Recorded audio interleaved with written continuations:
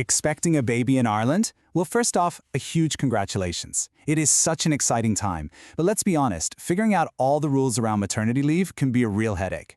So in this explainer, we're going to give you a clear, simple guide to everything you're entitled to for 2025, so you can focus on what really matters. Are you feeling just a little bit swamped by all the forms, the rules, the jargon? You are not alone, I promise. But don't you worry, we are going to break it all down step by step so you can feel confident and totally prepared for what's ahead. All right, let's start with the headline number, the big one, 42 weeks. That is the grand total of maternity leave you are entitled to here in Ireland.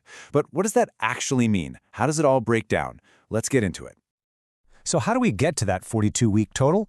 Well, it's not just one big block of time. It's actually split into two very different parts. And trust me, knowing the difference between them is absolutely key to all your planning. Okay, here's the structure. You get 26 weeks of what's called ordinary maternity leave. This is the main chunk, right?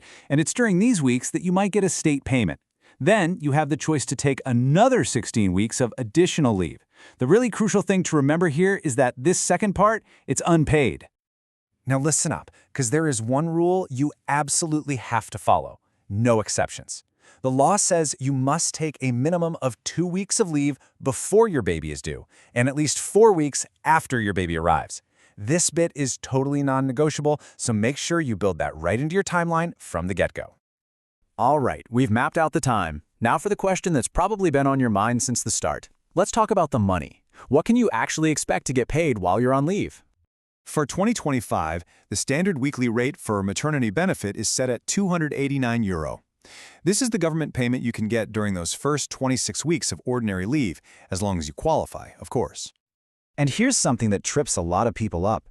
Maternity benefit is a state payment. It comes from the Department of Social Protection, not from your employer. Whether you're eligible or not is all based on your PRSI contributions. So it doesn't matter if you work part-time or full-time, what counts is your record. Right, so if the government is paying the benefit, what does that mean for your employer? Do they have to pay you anything at all? Where do they fit into this picture? Okay, so here's the deal. Legally, your employer does not have to pay your salary while you're on maternity leave. I know that can be a bit of a shock, but the good news is that many companies offer what's called a top-up payment. This is where they basically bridge the gap between that state benefit and your normal wages. The very first place to look is your contract, or just go have a chat with HR to see what the policy is. So, with money potentially coming from the government and your job, you're probably thinking, oh my goodness, how does the tax work on all this? But you know what? It sounds way more complicated than it actually is. Let me give you the simple version. Yes, your maternity benefit is taxable, but you don't pay any USC or PRSI on it, which is great. And the best part? The tax is all handled for you. Revenue just sorts it out through your employer's payroll, so it's one less thing for you to worry about. Okay, you know your entitlements, you get the pay structure, now it's time to get organized. Here is a super simple step-by-step plan to make sure you get everything done on time. No stress.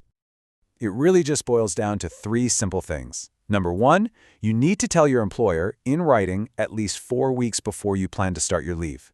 2, give them a certificate from your doctor that confirms your due date. And 3, you need to apply for the maternity benefit yourself and do that at least 6 weeks before your leave starts. Seriously, put those dates in your calendar right now. So once that paperwork is all sorted, you can really start to relax, knowing that all your rights as an employee are fully protected while you're on leave. But what does that actually mean in practice? Well, for starters, it means you keep building up your annual leave, just as if you were still at your desk. It also means you're entitled to be paid for any public holidays that happen during your leave. And of course, in the run-up, you have a right to paid time off for all your antenatal appointments. And here it is, maybe the most important protection of all. You have the absolute right to return to the very same job under the very same contract when your leave is all done. Your career is safe. So there you have it, the essential info you need to plan your maternity leave with total confidence. The only question left is, what's the very first step you're going to take? Whatever it is, you've got this.